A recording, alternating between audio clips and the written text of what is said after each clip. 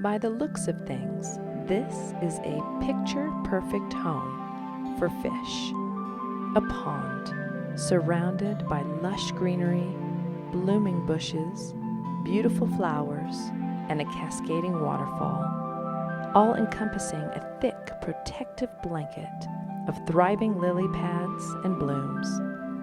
Underneath swim koi fish, pondfish, and goldfish. These fish bustle in and out of the water plants, enjoying their day and resting at night. These fish seem to be living the dream, but in reality, their daily life is a nightmare.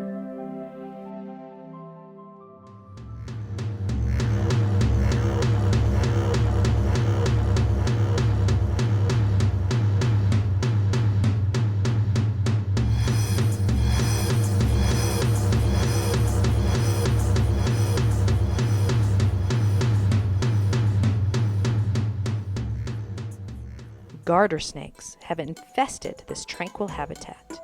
For these fish, their simple dream life has turned into a daily nightmare. They swim with both eyes wide open, always on guard for a sneak attack.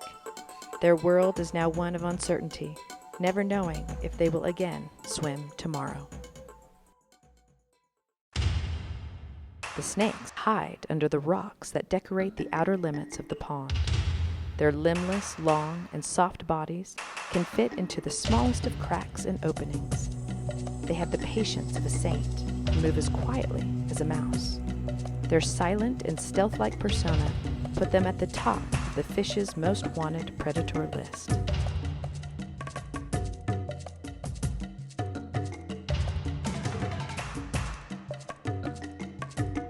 The pond is both the fish's protector and its enemy.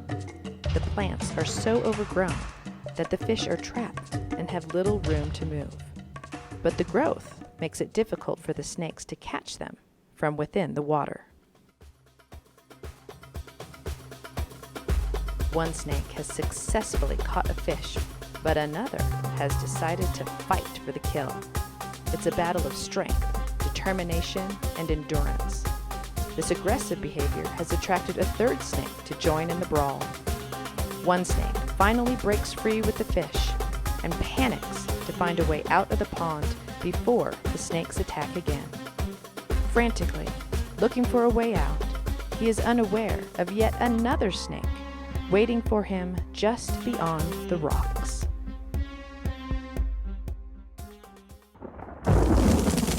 One night, Mother Nature strikes with vengeance. Her heavy rain and pounding marble-sized hail destroys the beauty and sanctity of the pond. The sight is devastating.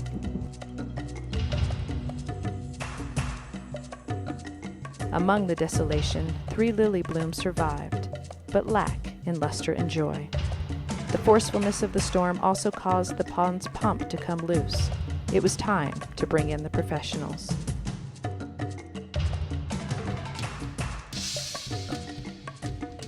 A keenly aware snake is quick to act on the fish's helpless situation and dives in for an afternoon snack.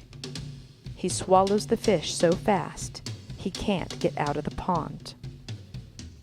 A worker gives him a lift, and the snake continues to digest his catch on a rock.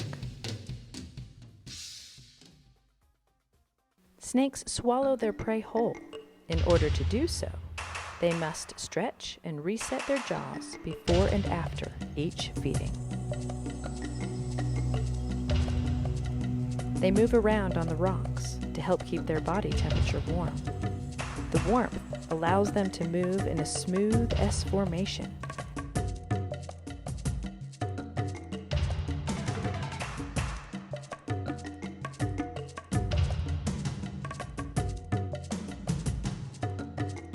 The garter snake has a distinct pattern with 3 solid stripes on its body. Garter snakes are highly adaptable and live in a variety of habitats, but prefer moist, grassy environments. And here at the pond, just across the walkway, they have a private den where they go to stay warm during the moonlight hours.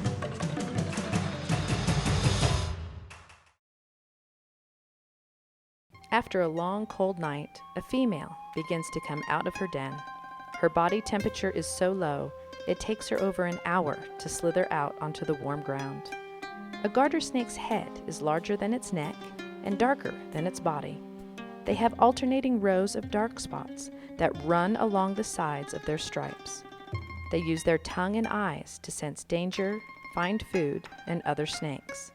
In the springtime, the males exit the den first and wait for an emerging female. Once the female has exited the den, the males intertwine themselves with the female, creating a mating ball. Many males will try, but only one will succeed. The female chooses one mate and stores all his semen until needed. Notice the movement from within this snake's body. She's rapidly approaching a due date. The gestation period for a garter snake is usually 2 to 3 months, and litter sizes vary between 1 to 40 young. Litter amounts are dependent on the female size. Between the months of July and October, a female can birth between 4 to 80 young. When it's time to deliver, the female searches for a birthplace where her babies will be safe, warm, and can find food.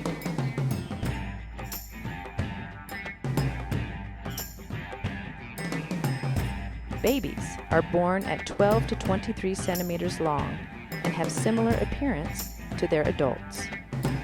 And they can grow to be 46 to 137 centimeters in length. Babies are independent from birth and must find food for themselves.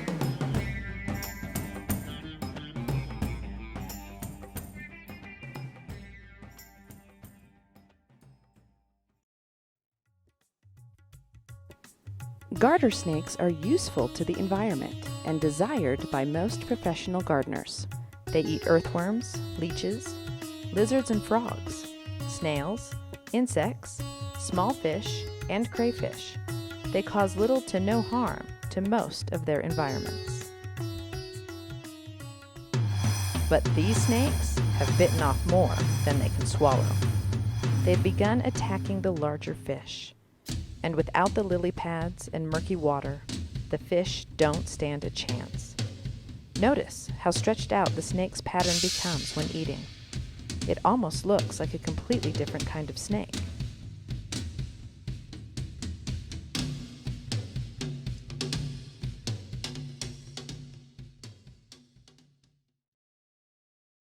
It's time to find these snakes a new home.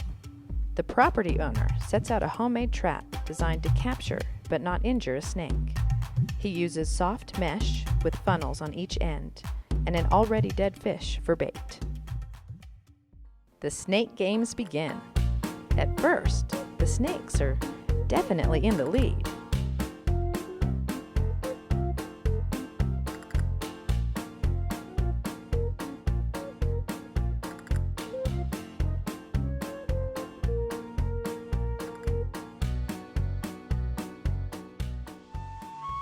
The great white hunter hones in on his cat-like reflexes, and soon the snakes are on the losing team.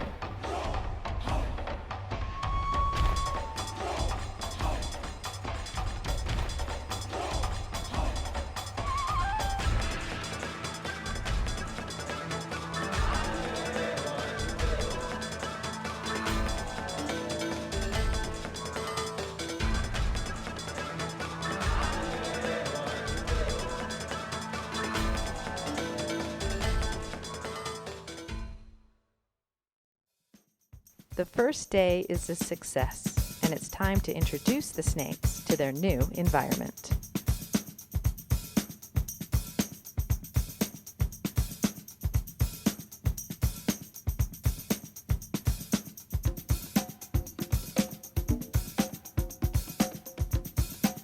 All right, we've got six snakes here.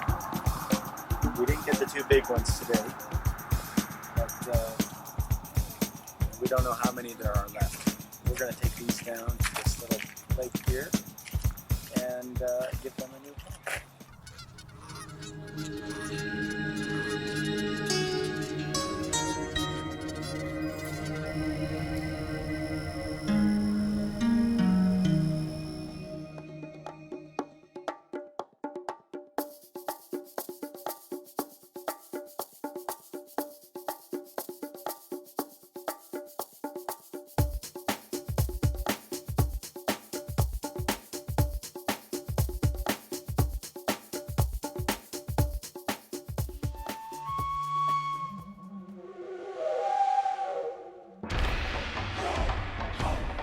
The owner previously thought he had 7 snakes on the property.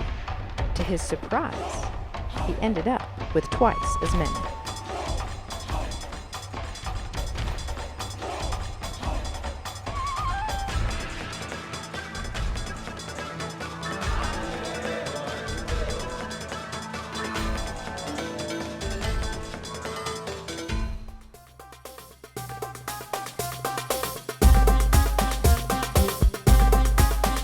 Here's number 9.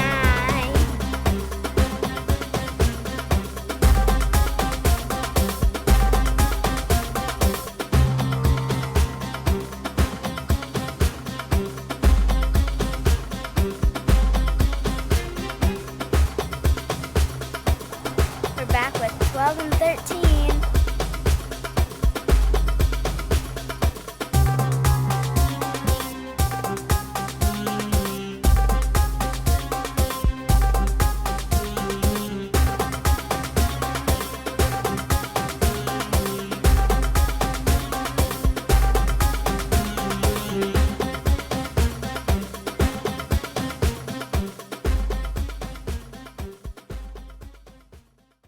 The pond is once again a peaceful, tranquil habitat for the fish.